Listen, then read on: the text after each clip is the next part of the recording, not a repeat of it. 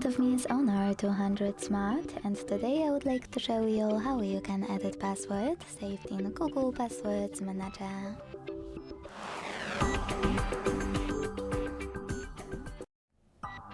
Begin by opening Settings and scrolling down to hit Google. Now tap on All Services to scroll again and click on Autofill with Google here. Finally, after selecting Google Password Manager, you can tap on any password you wish to edit.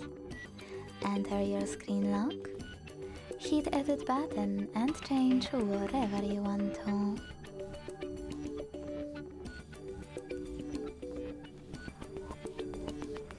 When you finish, hit Save at the top right corner.